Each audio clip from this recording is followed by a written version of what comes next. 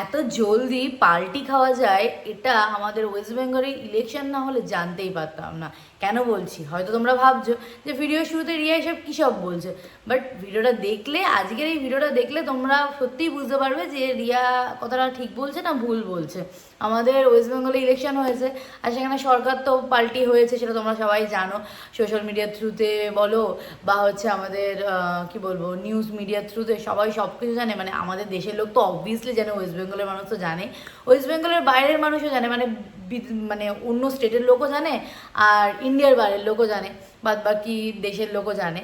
তো এটা তো খুব একটা চর্চনীয় বলবো টপিক বলা যেতে পারে। এখন ওয়েস্ট বেঙ্গলের ইলেকশনটা ছিল, তো সেই ইলেকশনে সরকার পরিবর্তনের সাথে সাথে মানুষরাও যে হট করে পরিবর্তন হয়ে গেছে সেটা মানে আনএক্সপেক্টেড ছিল, অনেকটাই আনএক্সপেক্টেড। যারা একদিন আগেও অন্য সুর গাইতো, ঠিক একদিন পরে অন্য সুর গাইছে, এরকম একটা ব্যাপার। তো তার উপরেই আজকের ভিডিওটা খুব ইন্টারেস্টিং হতে চলে।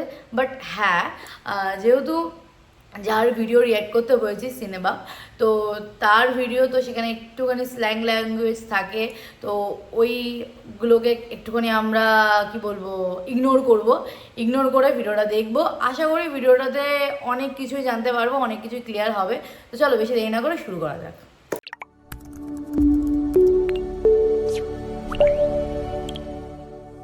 দীর্ঘ লড়াইয়ের পরে বিজেপি সরকার বাংলায়। হ্যাঁ, লড়াইটা অনেকটা এরকম ছিল। কেশব ভাই গরিবের ভগবান সারা বছর মঞ্চে মঞ্চে গান গায়ে বেড়াইলো, নিয়ে তো আমার সাথী হলাম। 5 তারিখ সকালবেলা ঘুম থেকে এটা চোখ কসলায় দেখি ইউটিউবে নোটিফিকেশন, তার চ্যানেলে গান আপলোড হয়েছে। বুকের মাঝে একটাই নাম, জয় জয় জয় শ্রী। সিরিয়াসলি এটা আমার সাথে হয়েছে। আমি যখন 5 তারিখে সকালবেলা ঘুম থেকে উঠে ফোনটা খুলেছি, মানে নর্মালি রোজকার মতো আমি ফেসবুকটা কাটছিলাম, তখন ফার্স্টেই আমি এই গানটা দেখে অবাক। মানে আমি ভাবলাম একবার ভাবলাম যে আমি ঠিক দেখছি তো, ভালো করে আমি আবার ঢুকে মানে ভালো করে দেখলাম যে এটা কেশবদেরই তো হচ্ছে প্রোফাইল। কারণ দুদিন আগে সে অন্য পার্টি করতো, ঠিক সরকার পালানোর সাথে তার পার্টিও পাল্টে গেল, মানে আজব।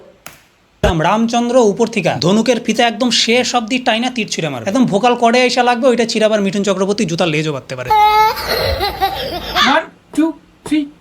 হোয়াটসঅ্যাপ বন্ধুগণ, ওয়েলকাম টু নিউ ভিডিও। 4 তারিখ ভোটের রেজাল্টের পরে এত পরিমাণে মিম এবং রোস্টিং ম্যাটেরিয়াল পেয়ে গেছি, পরের বার বিধানসভা আসার আগ অব্দি আমার পেট চালানোর বাকিই থাকে। এটা একটা খেলা, এটা একটা গেম। তো মাননীয় একদম মন খারাপ করবেন না, একটা ছোট্ট ঘটনা ভেবে উৎসবে ফিরুন।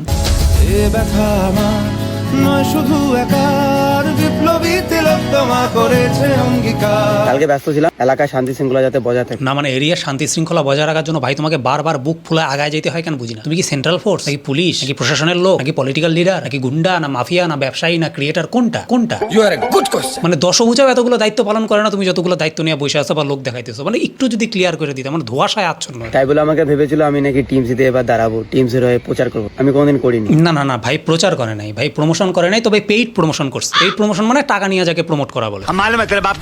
ভোটের আগে অনেক রকম পলিটিক্যাল ক্যাম্পেইন চলছে। তোমরা যারা ভিউয়ার্স বা সাধারণ মানুষ যারা ভিডিও দেখো তারা হয়তো অনেকে বুঝতেই পারে না যে এটা টাকা নিয়ে পেইড প্রমোশন। এটাতে এজেন্ডা কি থাকে, ভিডিওতে 10টা লোককে জিজ্ঞেস করতে হবে তুমি কোন পার্টিকে ভোট দিবা, তার মধ্যে 8টা কি 9টা লোককে বলাইতে লাগবে আমি টিএমসি কে ভোট দিব, 1-2 জনকে বলাইতে লাগবে বিজেপি কে ভোট দিব, যাতে মোটামুটি ডিপ্লোম্যাটিক থাকে ব্যাপারটা। তাহলে কি হবে, তার যে লক্ষাধিক ফলোয়ার রয়েছে তারা বুঝতে পারবে আরে বাপরে 10টা লোককে জিজ্ঞেস করছে তার মধ্যে 8টা লোকই টিএমসি কে ভোট দিবে। এবার তো পাবলিক সাপোর্ট পুরা টিএমসি ভাই, অডিয়েন্স পোল পুরা টিএমসি, চল আমিও টিএমসি কে ভোট দিই। তো এরকম একটা ভাই পেইড প্রমোশন করছে, প্রমোশন করে নাই, পেইড প্রমোশন। এই যে এইটা একটু দেখে নাও। ডাইরেক্ট পাবলিককে জিজ্ঞেস করবো এবার বিধানসভায় কাকে ভোট দেবে। দিদিকে ভোট দেবো। ভোট কাকে দেবেন? তৃণমূলকেই দেবো। এবার ভোট কাকে দেবেন? দিদিকে দেব। সবাই দিদি। বিজেপি সাপোর্টার কেউ নেই? আপনি এবার বিধানসভায় কাকে ভোট দেবেন? মমতাকে। কাকে ভোট দেবেন? তৃণমূল। ভোট কাকে দেবা? টিএমসিকে। দাদা হ্যাঁ, আমি ওই ভিডিওটা দেখেছি। এটা মানে অনেকেই বানিয়েছে, অনেক ক্রিয়েটাররাই এরকম ধরনের ভিডিও বানিয়েছে ভোটের আগে। আর সত্যি মানে এই ধরনের ভিডিওগুলো মানে খুব অনেককে মানুষে কিন্তু হিট করে, মাইন্ডে হিট করে যে ইমা সবাই, মানে যারা আমরা হচ্ছে যদি কেউ বিজেপি সাপোর্টারও হয় তো ভাববে ইমা সবাই হচ্ছে টিএমসি সাপোর্টার ছিল, মানে আমি একা বিজেপি সাপোর্টার, আমি ভোট দিলে কি জিতবে, থাক আমি ওই ভোটটা ওখানে দিদি। এটা কিন্তু হয়, এটা মাইন্ডে কিন্তু হয়। এটা ভোট দেবে এবার কাকে দেবে? মমতাকে। আরে সবাই মমতারই গান দেখতেছি। কাকে ভোট দেবেন আপনি? দিদিকে দেবো। আমার তো ভোট দেওয়ার প্ল্যান আছে বিজেপিকে। এইটার অফার মিনিমাম লাখ টাকার উপর থেকে শুরু হয় অফারটা, মানে ছোট ক্রিয়েটারও লাখ টাকার উপরে আর কি পেমেন্ট পায় এরকম পলিটিক্যাল ক্যাম্পেইনে। অনেক ক্রিয়েটারই করছে, অনেক ক্রিয়েটার করে নাই, মানে যারা করছিস তারা রাস্তায় দেখা হলে 10,000 টাকা ধার দিস ভাই, 2টা ইএমআই চলতেছে। অনেকে আমাকে চটি চাটাও বলে, আমি চটি চাটিনি ভাই। না ও চাটে না, ও ডিরেক্ট মুখে নেয়, মানে বড়দের দেওয়া প্রসাদ। একটা ব্যবসা দাঁড়াতে গেলে পলিটিক্যাল সাপোর্ট দরকার, নেতারা আসছে, ইনগ্রেশন করছে, এটা খুবই ভালো, খুবই সাধুবাদ, তোমার একটা পাওয়ারে তুমি প্রদর্শন করছো। এমনি এমনি নেতারা তোমার পাশে এসে দাঁড়ায় না, আর 5টা লোকের মুদির দোকান, পানের দোকান, অনেক রেস্টুরেন্ট ওপেন করে, সেখানে এরকম বড় বড় নেতাদের গিয়ে দাঁড়াইতে বা বসতে দেখা যায়, তারা হাঁটু ধরার সুযোগ পায় না। তবে এই জায়গায় নেতাদের পাশাপাশি যদি তোমার ঠাকুমাকে রাইখাও তার পা ধরে একটা ছবি পোস্ট করতে না, পাবলিকের ভালোবাসা 10 গুণ বেড়ে যেত, কারণ তোমার আসল ভগবান কিন্তু উনি। শুরুয়াত कैसे हुआ उसको नहीं भूलने का भाई। যদি চাটতাম তাহলে ক্ষমতার পাওয়ার দেখাতাম, কোনোদিন দেখাইনি, দেখাবো না। না, একদমই না। পাওয়ার বা ক্ষমতার অপব্যবহার আমাদের উজ্জ্বল ভাই একদমই করে নাই। শুধু কয়েকজন রোস্টারকে রোস্টিং করছিল, তাদেরকে ফোন করে ভয়েস রেকর্ডে মানে পুলিশের ধমকি দিছে, অ্যারেস্ট করা ফেলাবে, এফআইআর করে দিবে। প্রশাসনের সঙ্গে কতটা ঘনিষ্ঠ সম্পর্ক সেটা তুমি আমাকে রেগুলার হয়তো দেখো না বলে জানো না। এক দুটো পুলিশের সাথে সেলফি তুলে তুই কি ভেবে নিয়েছিস গোটা প্রশাসনকে কিনে নিয়েছিস? প্রশাসনের কেনা কিছু থাকে না, সেই সময় খুব তার প্রশাসনের সাথে রয়েছে, পুলিশের সাথে ওঠা বসা সব।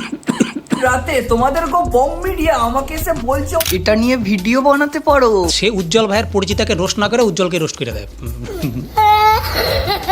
সঙ্গে সঙ্গে মেসেজ ডিলিট। বলছি তোরা সবাইকে কি নিজের মতন না মনে করো? बाप को भेज तेरे बस की बात नहीं। সত্যি পুলিশ কেসের হুমকি, তারপরে আবার স্ট্রাইক মেরে ভিডিও উড়িয়ে দিচ্ছ। ক্ষমতার অপব্যবহার কই? এইটা কি অপব্যবহার ক্ষমতার? বাড়িতে বোম টোম ফেলাইলে ভাই ক্যাডার ফেডার নিয়ে গিয়ে বাড়ি ভাঙচুর করলে তবে না ক্ষমতার অপব্যবহার। জীবনে সবুজ রং, টিএমসি রং কেন লাগেনি জানো? তার অনেক কারণ। নাম্বার 1 কারণ আমার মা অসুস্থ ছিল, তোমরা জানো, দিল্লিতে চিকিৎসা করেছে। এই একটা জিনিস আমার সব থেকে বিরক্ত লাগে এই টপিকে না, নিরপেক্ষভাবে বলতেছি, যখনই কোনো ক্রিয়েটার বিপদে পড়ে তার বাপ মায়ের অসুস্থতাকে সিম্প্যাথির ঢাল বানায় নিজের পিঠ বাঁচাইতে আসে। এর থেকে মহান পাপ আর পৃথিবীতে হইতে পারে। বাপ মাকে কন্টেন্ট বানাও ঠিক আছে, কিন্তু তাদের অসুস্থতাকে সিম্প্যাথির ঢাল বানায় নিজের পিঠ বাঁচানো, নিজের কুকর্মগুলোর উপরে প্রলেপ দেওয়া, এইটা নরকে গেলে যমরাজ কড়াইয়ের মধ্যে গরম তেলে তোদেরকে ফেলায় কাঁটা চামচ দিয়ে বিচির মধ্যে গুতাবে। তাদের অসুস্থতাকে সিম্প্যাথি বানায় সারা নিজের পিঠ বাঁচানোর জন্য ঢাল বানাইতেছি। এটা খুলেছিলাম, 10 লক্ষ টাকা ফাইন ধরেছিল, 1,30,000 টাকা আমি দিয়েছি। তো বন্ধুগণ, আমার বাড়িতে পায়খানা ল্যাট্রিনে একটু কাজকর্ম চলতেছে, টাইলসের কাজ চলতেছে, তো আমি নদীতে হাঁকতে গেছিলাম আর কি বালিচরে। তো ওইখানকার এরিয়ার লোক বললো যেটা সরকারি জমি, এখানে হাইগেন না, ফাইন হয়ে যাবে। তো আমি নদীর পারে সরকারি জমিতে 250 গ্রাম হাঁকতে গেছিলাম, তাই আমার ফাইন হয়ে যাইতেছিল। তো নদীর চরের সরকারি জমিতে তুমি বিরাট বড় রেস্টুরেন্ট বানায় ফেলাবা, ধামাল আড্ডা বসায় ফেলাবা, তা ফাইন করবে না ভাই? হ্যাঁ, অতিরিক্ত ফাইন চাওয়াটা একটা তোলাবাজির আন্ডারে পড়ে, এটা বন্ধ হওয়া উচিত, বন্ধ হয়েও গেছে, এটা নিয়ে টেনশনের কিছু নেই। তুমি ভাই ফাইন করার মতো তো কিছু কাজ করছিলা। হ্যাঁ, এছাড়াও পরবর্তীতে তাদের সাথে একটা সম্পর্ক হয়েছে, তারা আমাদেরকে হেল্প করেছে। গ্রামবাসী যখন বিপদে পড়েছে ফোন করেছি, হেল্প করেছে। আরে কেহনা কে চাতে হো, এতক্ষণ ধরে তাহলে নিন্দা করলি কেন? যদি ওরা তোরে হেল্পই করে, একটা ফোন করলে পাড়া প্রতিবেশীকে যদি টিএমসি লিডাররা এসে হেল্পই করে, এতক্ষণ ধরে কেন নিন্দা করতেছিলি? তোমার এক একটা বক্তব্য এক একটা প্রবাদের জ্বলন্ত দৃষ্টান্ত উদাহরণ হয়ে রয়ে যাইতেছে। যেই থালায় খায় সেই থালায় হাগে, গন্ধ ওঠে না?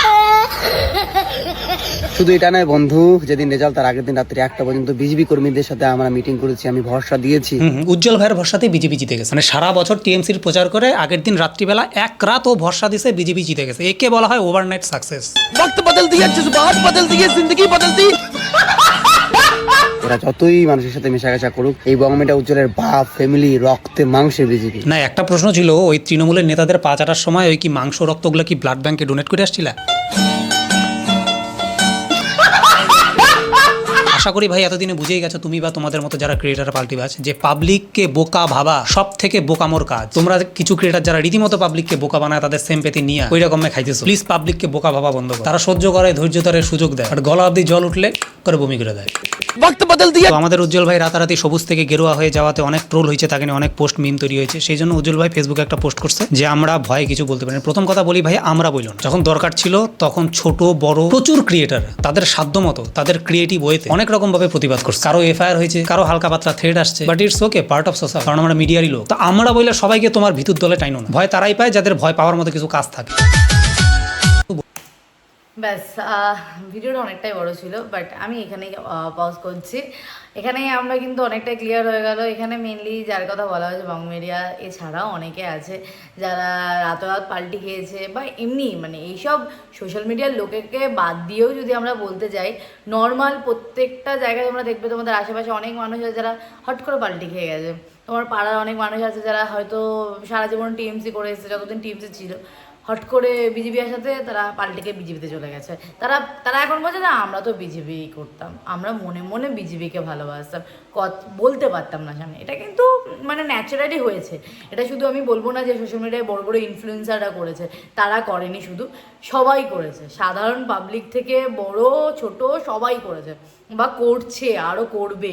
বাট এটা আমি বলবো মানে আমাদের সরকারের কাছে এটা আমার রিকোয়েস্ট যে অন্তত তারা যদি তাদের কোনো পার্টিতে তাদের কোনো লোক নেয় তাহলে একটু বুঝে শুনে নিক, মানে পুরনো লোকগুলোকে যদি তারা আবার অন্য দলের লোকগুলোকে যদি আবার নিয়ে নেয় তো একই ব্যাপার হবে, সেই বিষয়গুলো এই পুরনো জিনিসগুলোই ফেরত আসবে, তো নতুন কিছু আর হবে না, মানে উন্নয়ন হবে বই কি কমবে, একই বিষয় হয়ে যাবে।